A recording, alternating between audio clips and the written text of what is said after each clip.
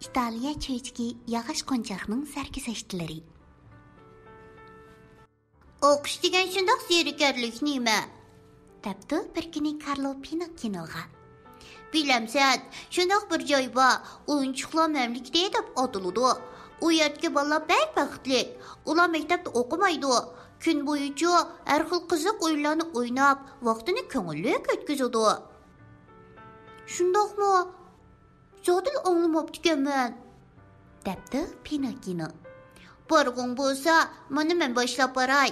Bugun kechda o'yinchoqlar mamlakatidan bizdek bolalarni og'ilib payton keladi, debdi Carlo. Pinokino dastlabda dadasi Gepetto'ni o'zining yaxshi o'qishga va'da berganligini o'ylab ikkilanibdi. Keyin bir qitim ko'rib boqonga yurishim bo'lmas, faqat bir qitimla deganlarni o'ylab Carloning taklifiga xushallik bilan ma'qul bo'ldi. Yerim kecha bo'lganda rastilla bir payton kapdi. Paytonga 12 tag'ay qitilgan, tag'aylarning hammasi oq o'tik kiygan ekan. Paytonning kelishini saqlab turgan bir muncha o'g'il bolalar gul qaqali ichilgan holda paytonga eslib chiqishibdi. Pinokino hatto birli sakrab bir tag'ayga minibdi. Ular o'yinchoqlar mamlakatiga birdan bilib berib qapti. Bu yer haqiqatan Carloning tasvirligidek ekan. Bu yerda qaysi o'yinni o'ynagingiz kelsa, shu o'yin tepiladi ekan. O'g'illar g'am qayg'usiz holda butun hissiyoti bilan o'yin o'ynaydi ekan. Hech kim ularni boshqarmaydi ekan. Ular hatto azroq darsmi takrorlamaydi ekan. Hayot rostilla pek go'zal ekan emasmi? Pinokino har qitim Carloni ko'rganda mushundaq deydigan bo'pti. Pinokino dadasi Gepetto'ni yana aldaydigan bo'lyapti. U atayanda maktabga borar ekan, ammo darslar qulqiga kirmaydi ekan. U dars vaqtida o'ltirib tunigan kecha o'ynagan o'yinlarni eslaydi ekan. Chaqaroq kash kirishini tilaydi ekan. Pinokinoning kunlari ana shundoq o'taveribdi. Lekin bir kuni intayin qo'rqinchli bir ish yuz beribdi. Atayanda Pinokino uyg'onib qattiq cho'chib ketibdi. Chunki o'rnida yetib, u yoq bu yoqqa o'rilsa, nimadir bir nima taqashqandek bilinibdi. U alman-talman o'rnidan turib aynakka qarabdi. "Voy, bu nima ish endi?" Pinokino ixtiyorsiz vaqirib etibdi. Onunga bir kechada bir jup tuklik, uzun quloq o'sib qolgan ekan. U amni qanday qilsa bo'lar? Dodisi nimada? Pinokino shapka kiyib uzun quloqlarini shapkasining ichiga tiqib oldi. Ammo atis uning quloqlari texim uzrab shapkaning ichiga patmay qoldi. Pinokino amalsiz beshiga Gepetto'ning cho'ng shlyapasini kiyib olishga majbur bo'ldi. Andan keyin Carloni izlab beribdi. Ohoy, Carlo mo shlyapa kiyyapti. Kiyganda mo shlyapani toza cho'kirib kiyyapti-ku. Ular ikkisining uzun quloqli bo'lib qolganligini bilib, shlyapalarini elib etibdi va bir-birini ko'rsatib, qaqaqlab kulishga boshlabdi. Lekin ular qattiq kulishayotganda Carloning chiroyi birdala tatirib ketibdi. Badini hatab ig'inlashga boshlabdi. Bu chaqda Pinokino joyida jim turolmay qoldi. Ularning yuzi eshakninkidek uzrab, qo'llari asta yerga tegib, to'rt putliq bo'lib qoldi. Shunday qilib, Pinokino bilan Carlo ikki eshakka o'zgarishga boshlabdi. Ular qo'rqindan varqirgan ekan, ovoz eshakning qang'irishiga o'xshab qoldi. Mana bu maktabdan qochib o'yin qipili qilgan bolalarning qo'rqinchli aqibati ekan. O'yinchoqlar mamlakatidagi Harveykash bu ikki eshakni setib bozorga olib borgan ekan, Carloni bir dehqon setib olibdi. Pinokinoni bo'lsa, bir serik o'mkining xo'jayini setib olibdi. Endi Pinokinoga issiq tomoq, iliq o'rin nada deysizlar? U har kuni faqat saman bilan kepakdan etilgan halabni yeyalaydi ekan. Yotadigan yeri eg'il ekan. Uning ko'radigan kuni bul emas ekan. U chambarakdan o'tish o'yinini o'rganishga majbur qilinibdi. Bunday o'yin dayli murakkab ekan. Bir eshak uchun aytganda teg'imi shundoq ekan. Jabonliq mashq jarayonida Pinokino hamisha qamchi yeydi ekan. Ammo g'ing qilolmaydi ekan. Shu tariqada nurg'un kunlar o'tibdi. Jaboliq mashq qilish orqali Pinokino oxir bu o'yinni o'rganib oldi. Bir kuni Pinokino chambarakdan o'tish o'yini o'ynayotganda kelishmaslikka uchrabdi. U chambarakdan o'tish uchun bir sakragan ekan, mudirlib ketib, putini qayrab oldi. "Endi sening nima kereging bor?" debdi xo'jayin. "Serik emeke putusunuq eshak bilan o'yin ko'rsatanmaydi." Xo'jayin uni bir patak dehqonga setib etibdi. Dehqon uni minmaydi ekan, harvisiga qo'shmaydi ekan. Balki mahalla musiqa atirtining dumbiqining yuzlik qilish uchun uning terisini shulib olmoqchi ekan. Patak dehqon Pinokinoni dengiz bo'yiga yetlab berib, bir cho'ng toshni bo'yniga bog'lab, putiga bir uzun arg'amchini chetibdi. "U nima qilmoqchi-di? Bir eshakni dengizga tashlab etish uchun bekodimga pul qo'shilib setib olishning o'rni bormi? Yo'q, rostila meni dengizga tashlaydigan o'xshaydi. Endi o'ladigan bo'ldim." deb o'ylabdi Pinokino jinidan umid o'zib. Dehqon Pinokinoni dengizga tashlabdi. U avval eshakni tunjuqtirib o'ldirib, andin terisini shulib olmoqchi ekan. Pinokino dengizning tagida jon talashishga boshlabdi. Shu chaqda u bechora dadasini esiga elib, o'zining yaxshi o'qimay aldab yurganiga qattiq pushaymon qildi. U yana yiliqi bir chaqda o'ziga yordam bergan parini esiga elib, uningdan yordam talab qilmoqchi bo'ldi. Shuning bilan u parini chaqirishga boshlabdi. Pari Pinokinoning chaqirganini anglab, bir to'p baliqlarni yordamga avatibdi.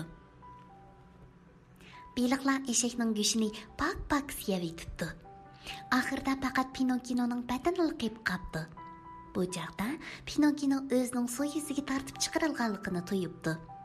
Patak dehqon tortib chiqarganning jonliq yog'och qo'nchoq ekanligini ko'rib, hayron bo'lganidan qitib turib qoldi. Dehqon esiga kelgandan keyin yig'lamsirab so'rabdi. "Men dengizga tashlagan iliq eshak nari ketdi?" Pinokino patak dehqonga voqeaning jarayonini so'zlab beribdi. Biroq dehqon ishonmabdi. U g'azablanib yog'och qo'nchoqni o'tining o'rnida setib etmoqchi bo'ldi. Arg'amcha anil bo'shtilishiga Pinokino patakka qarab chiroyini purishtirib qo'yibdi-da, o'zini dengizga etibdi. Pinokino o'zining yana yog'och qo'nchoq aylanganligiga xush bo'lib, jinining baricha uzib, qirg'oqdan yiroqlashibdi. Qirg'oqdagi dehqon Pinokinoning bara-bara yiroqlashib, kichkina chekitga aylanganligiga qarab qopdi. Lekin Pinokino yana xatardan qutula olmabdi. U bar kuchi bilan o'sib ketayotganda, nihoyatda yo'g'on va qo'rqinchli bir akula uning keynida paydo bo'ldi.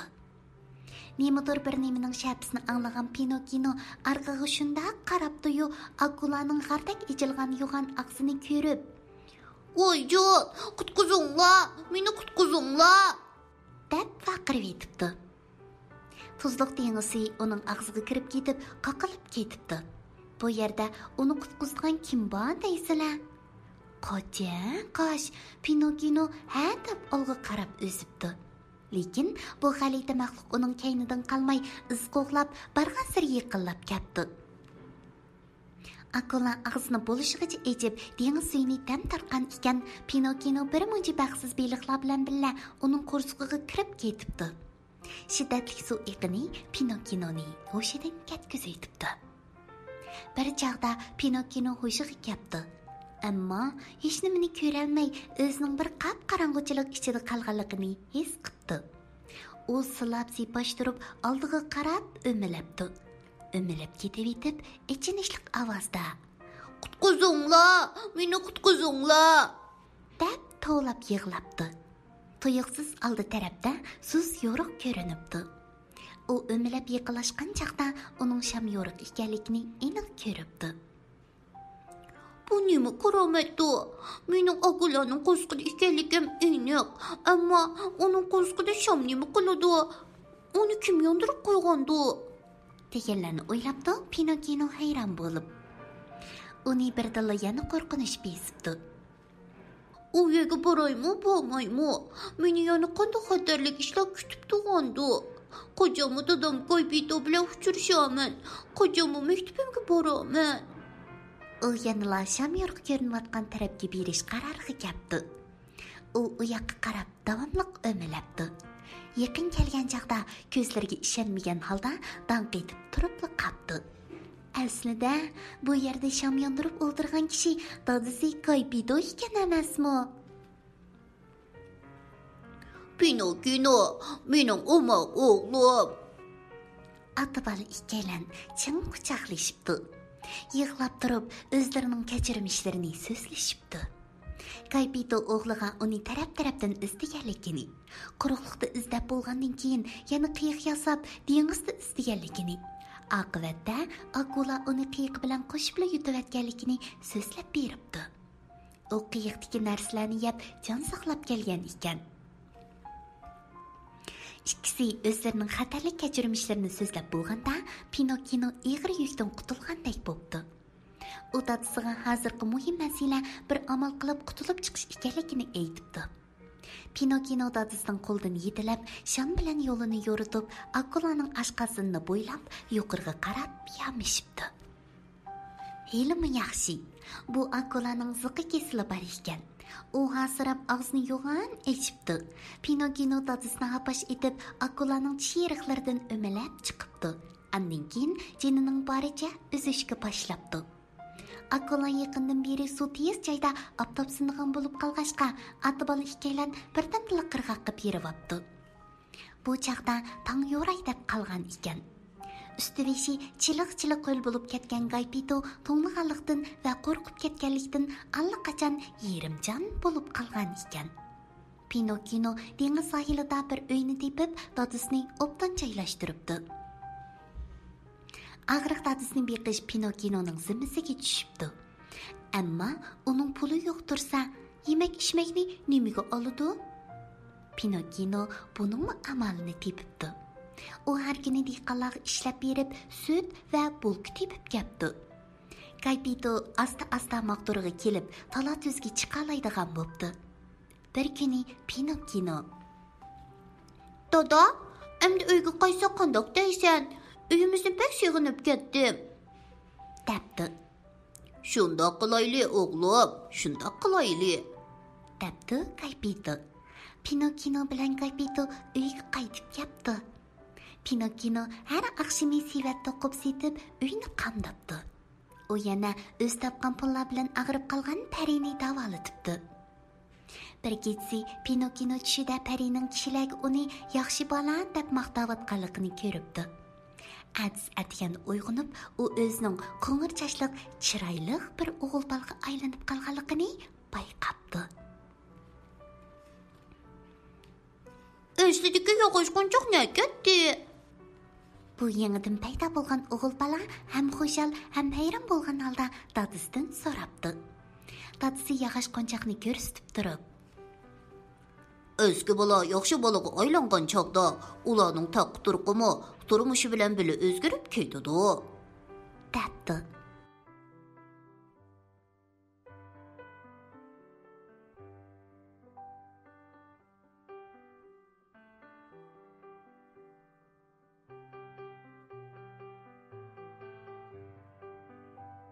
Do'stlar, yog'och qo'nchoq Pinokino voy, nurg'un ajoyib g'aroyib sarguzashtlarni boshdan kechiribdi, ha?